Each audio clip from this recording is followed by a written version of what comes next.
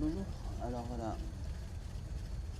Aujourd'hui je vais expliquer l'attitude du. Aujourd'hui je vais expliquer le fonctionnement des pods pour iBot. Sachant qu'un iBot, c'est les espèces de robots volants là, qui ressemblent à une grosse boule en fait. Et donc je vais vous montrer comment on fabrique les pods, sachant que c'est uniquement disponible avec le DLC Automatron bien sûr. Donc voilà, le pod iBot, évidemment je peux pas fabriquer, mais voilà, en fait c'est ça. C'est ça, donc, basiquement c'est ça. Donc. Le principe de ce pod iBot, en fait, il est très utile. Ça permet de rechercher absolument n'importe quelle ressource. Pour la petite démo, je vais vous montrer exactement à quoi ça sert. Alors déjà il bug toujours quand je prends celui-ci, bien sûr. Ah ouais, donc là c'est pour le rappeler, donc c'est pas le bon. J'en ai deux qui sont en cours de validation. Voilà. Ici, on peut voir très clairement ce qu'on peut rechercher. La commande des projecteurs, elle n'est pas incluse dedans, c'est parce que moi j'ai mis un projecteur de surveillance à côté, donc comme il est relié à ça, ça commande directement en fait. Donc voilà la liste des composants qu'on peut demander à l'iBot d'aller rechercher.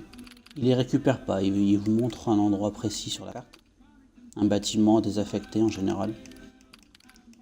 Il m'a même fait plonger au milieu d'un lac à côté de Diamond City, pour l'adhésif notamment.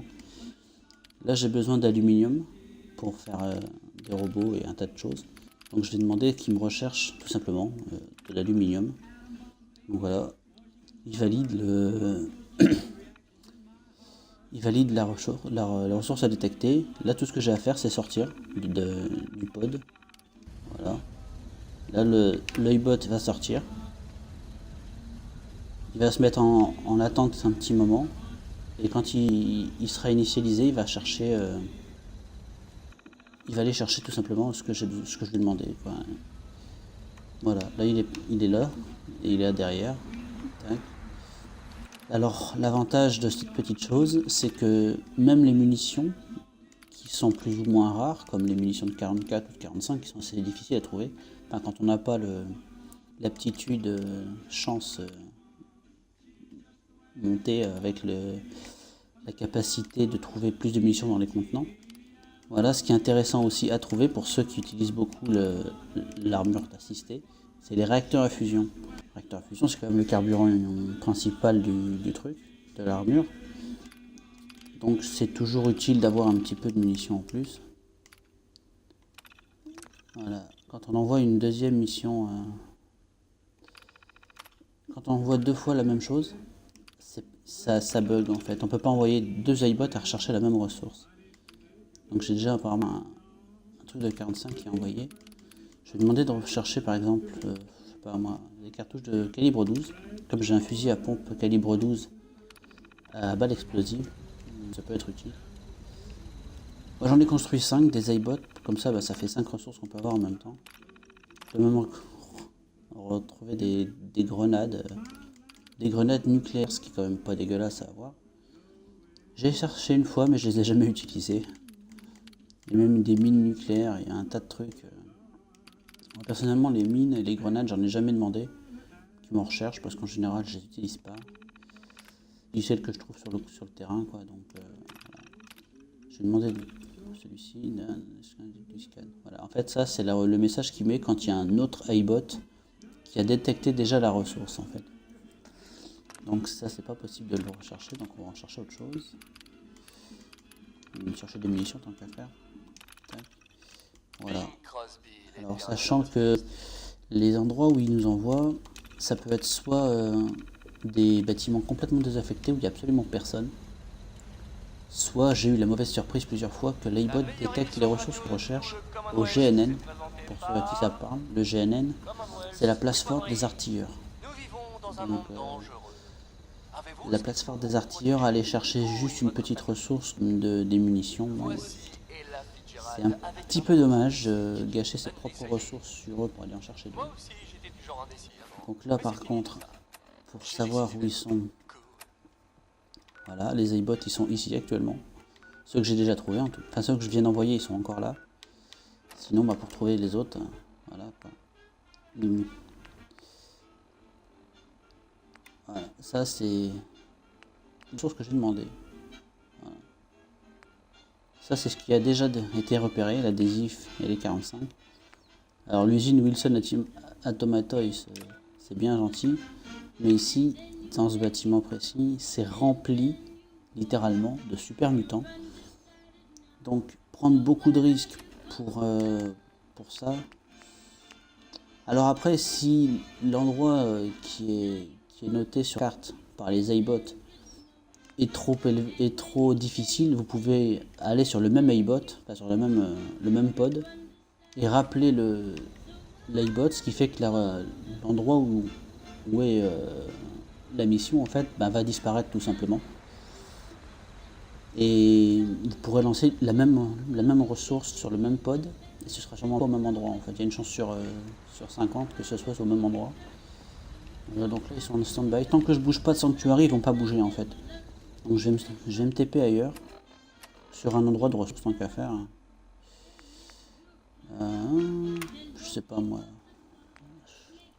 Je vais aller quand même à l'usine. Sans armure, ça va le faire. Moi je suis pas loin du niveau 80 donc ça devrait aller. Voilà, tiens, ça fait pas. Voilà, ça c'est l'armure des nouveaux gars. Une armure complète des démons de la rouille du DLC, des pillards du C. J'en ai une pratiquement complète dans la meilleure configuration, on va dire. Mais problème de ces armures, c'est comme elles sont en métal, elles sont très lourdes. Donc ça prend déjà un paquet de place dans l'inventaire, au niveau du poids en tout cas. Donc c'est pas très efficace en fait. C'est efficace au niveau de résistance physique et énergétique, mais pour le reste c'est pas non plus... c'est pas le plus adapté quoi. Les armures de combat des artilleurs par exemple sont plus légères et aussi pratiquement aussi résistantes que celles-là quoi. Je dis pratiquement parce qu'elles sont moins courtes, mais moi personnellement je me balade toujours avec la même armure légendaire, donc d'armure d'artilleur. Donc voilà. Donc en fait dans ce bâtiment là, voilà, on voit sur la gauche de l'écran que les ressources que j'ai trouvées. C'est qui ça? Il est fou lui. Donc voilà. Là je vais aller chercher la ressource pour laquelle je suis venu. En fumant quelques super mutants au passage. D'habitude j'utilise une armure assistée. Donc c'est un petit peu compliqué.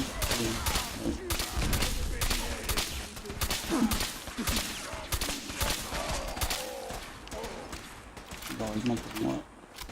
Heureusement que ça c'est mon calibre 12 explosif. Que j'aime assez d'ailleurs. Putain lui il tire avec quoi lui? Non, 5,56 c'est quoi.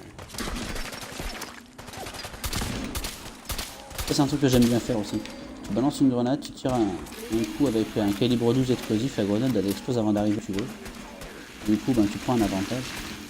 Voilà Curie. C'est une fan des attaques au corps à corps, alors du coup je lui ai filé une bonne arme de corps à corps. Lui il est coincé.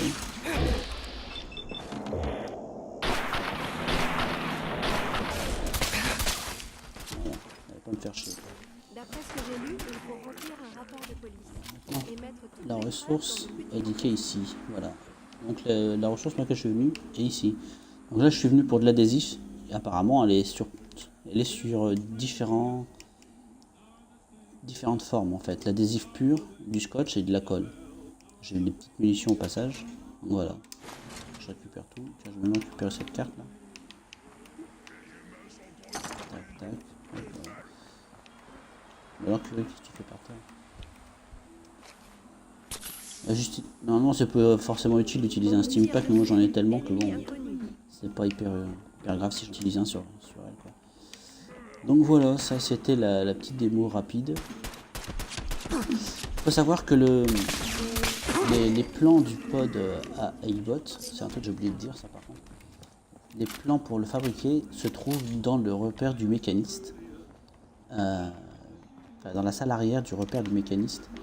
Il faut donc, une fois avoir vaincu le mécaniste, il faut absolument, si vous voulez avoir le pod en tout cas,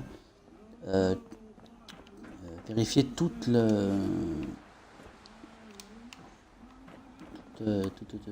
l'antre du mécaniste en fait. Donc vous êtes dans sa planque et que vous l'avez vaincu, et là, déjà qu'il faut un petit temps pour le vaincre, il a des vagues d'ennemis qui se ramènent. Tiens, il y a un réacteur ici. Et une fois que vous avez battu le mécanisme, il faut que vous fouillez partout. Vous allez trouver un grand plan bleu enroulé. Et en fait, c'est les plans du pod à aimbot en fait. Ça se trouve uniquement si vous avez fini le DLC en fait. C'est la dernière mission du DLC, vous devez récupérer ça dedans. Alors que l'atelier de robot dont j'ai fait la vidéo déjà se gagne les plans, on les a à la première mission en fait. Vous faites la première mission la première mission du DLC et vous avez le plan pour fabriquer des robots en fait. Parce qu'il va être très utile pour modifier le robot Ada qui sera un compagnon jouable aussi après.